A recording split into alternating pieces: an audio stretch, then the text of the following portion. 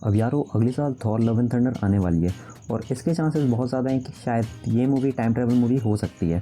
और अगर ये टाइम ट्रैवल मूवी हुई तो ये मार्वल सिनेमैटिक यूनिवर्स की कोई पहली टाइम ट्रैवल मूवी नहीं होगी और मैं उम्मीद करता हूँ कि ये आखिरी भी ना हो। तो आज हम जानेंगे उन क्लूज़ या उन फैक्टर्स को जो प्रूव करते हैं कि थॉर लव एंड थंडर एक टाइम ट्रैवल मूवी होने वाली है। तो ज़्यादा टाइम वेस्ट ना करते हुए लेट्स डाइव इनटू द फैनवर्स।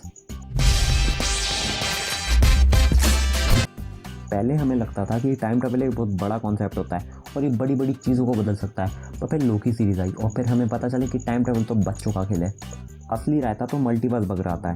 पर मेरी बात सुनो यार, थॉर लव एंड थंडर में ज़्यादा मल्टीवर्स वाला रोल नहीं होगा।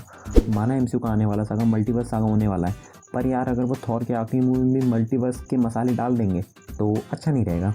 तो स्टोरी को स्ट्रेट रखो और स्टोरी को स्ट्रेट रखते हुए तुमको म्यूनिट भी लाना है तो टाइम ट्रैवल करा दो, थोड़ा सा, ज़्यादा नहीं, थोड़ा सा। क्योंकि आगे चल के टाइम ट्रैवल वाले कॉन्सेप्ट हमें एंडमैन एंड दी वास्ट क्वांटमेनियम में भी दिखने वाले हैं, जहाँ का main villain Kang the conqueror है, वहाँ पे टाइम ट्रैवल तो होगा ही, डेफिनेटली होगा। तो वो क्लूज जो हमको शायद हिंट दे रहे हैं कि ये मूवी टाइम ट्रैवल होगी, उनमें से पहला क्लू है गॉर दी गॉड बचर। अब तुम सबको ये बात पता नहीं है तो मैं बता रहा हूँ, आने वाली थॉर लव एंड थंडर का विलन कोई और नहीं, गॉर दी गॉड बचर है, जिसका role legendary actor Christian Bale play कर रहे हैं। वो मेरे one of the most favourite Hollywood actors में से। सॉरी, मैं टॉपिक से भटक गया। गॉर दी गॉड बचर, उसके नाम से ही उसका मोटिव पता चलता है, वो भगवानों का कसाई है। नहीं, लिटरली वो भगवानों का कसाई है। कॉमिक्स में गॉर दी गॉड बचर की बहुत अच्छी रेपुटेशन है, मतलब बुरे तरीके से अच्छी रेपुटेशन है। वो एक पावरफुल एलियन है जो यूनिवर्स के अलग अलग हिस्सों में जाके भगवानों को मारता है। नहीं, इन भगवानों को कोई नहीं मार सकता, कोई भी नहीं। ये मार्वल सिनेमैटिक यूनिवर्स के भगवानों को मारता है।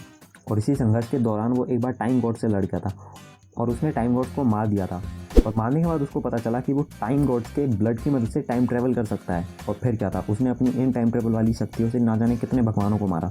उसके पास इतनी पावर नहीं थी कि वो थॉर और ओडिन जैसे पावरफुल गॉड्स को मार सके, तो इसलिए उसने उनको तब मारा जब वो पावरफुल ही नहीं थे। और फिर उसने डिस्टेंट फ्यूचर में अपना एक बेस भी बनाया था जहाँ पे वो अपनी सारे काले कर्मों को नियंत्रित करता था। ज़्यादा हिंदी हो गई। और फिर बाद में उसने अपने थोड़े से दिमाग टाइम ट्रैवल टेक्नोलॉजी और पता नहीं पागलपन के साथ मिलकर उसने एक लिटरली गॉड बॉम्ब बना दिया। मतलब गॉड बॉम्ब एक ऐसी चीज़ थी जो टाइमलाइन से सारे गॉड्स को इरेज कर देगी।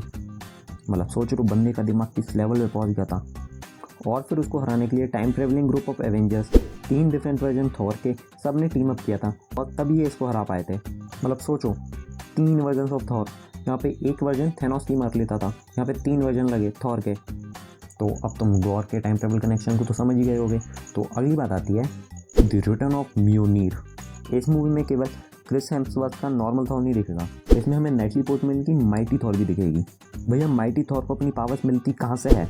हथौड़े से। और जहाँ तक मुझे याद है कि थॉर रैग्नारोक में म्योनीर का चूरमा बन गया था। तो इस मूवी की जो लीक सेट फोटोस आई हैं या फिर जेन फॉस्टर को जो माइटी थॉर की पावर्स मिलने वाली हैं, उसके लिए म्योनीर आएगा कहाँ से? हिंट दे रहा हूँ, टाइम ट्रेवल से।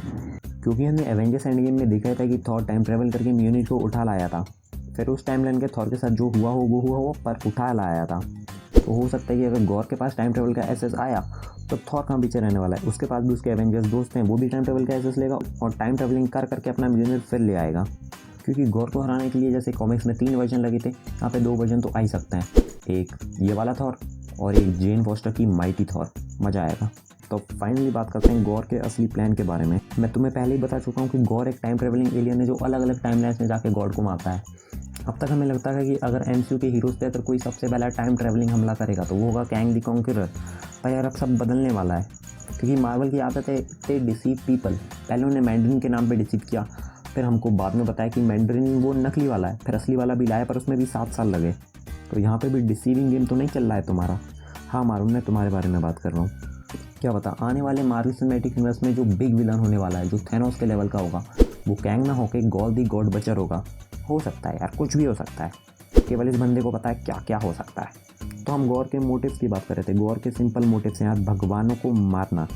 पर अगर वो थैनोस जैसा फुद्दू नहीं हुआ तो वो प्लैनेट जाके भगवानों को नहीं मारेगा। और अब इन्फिनिटी स्टोन तो है नहीं, तो वो इन्फिनिटी स्टोन कलेक्ट करने भी नहीं जाएगा। वो शायद अपने कॉमिक बुक काउंटर पार्ट का ही फॉलो करेगा, मतलब गॉड बॉम्ब बनाएगा। मेरे को ये बात जो मैं बोल रहा हूँ उसका सेंस लग नहीं रहा है, पर बोला ना यार, हो सकता है, कुछ भी हो सकता है।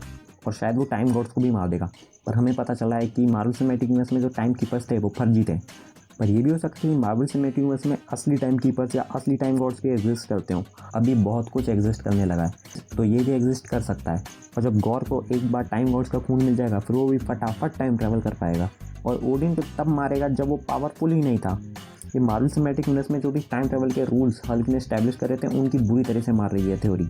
और अगर ऑफिशियल न्यूज़ की सुने तो थॉर लव एंड थंडर में हमें थॉर तो दिखेगा और साथ ही साथ ज़्यूस भी दिखेगा। ज़्यूस गॉड ऑफ लाइटिंग, जो भी मतलब मुझे नाम याद नहीं है, मैं लिख दूंगा। और फिर थॉर को जैसे ही पता चलेगा कि गॉर ऐसे ऐसे कांड कर रहा है, उसके पिताजी को मारने की कोशिश कर रहा है, फिर थॉर कुछ भी करेगा। फिर थॉर टाइम ट्रैवल करेगा, म्योनिर वापस लाएगा, जेन फॉस्टर को माइटी थॉर बनाएगा, खुद अपनी पावर्स का इस्तेमाल करेगा। फिर थॉर, लीडरशिप, जेन फॉस्टर और गार्डियन ऑफ द गैलेक्सी मिलकर गॉर को हराएंगे, क्योंकि अब गार्डियंस नहीं है, वो as Guardians of the Galaxy हैं। तो बस यार, वो आज की थ्योरी इतनी थी जिसमें मैंने बताया कि कैसे थॉर लव एंड थंडर एक टाइम ट्रैवल मूवी हो सकती है। वीडियो अच्छा लगा तो लाइक कर सकते हो, चैनल अच्छा लगा तो सब्सक्राइब कर सकते हो और इसी तरह का ऑसम कंटेंट देखने के लिए अपने दोस्तों के साथ इसे शेयर भी कर सकते हो। बस मिलता हूँ तुमसे अगली वीडियो में, तब तक के लिए बाय बाय।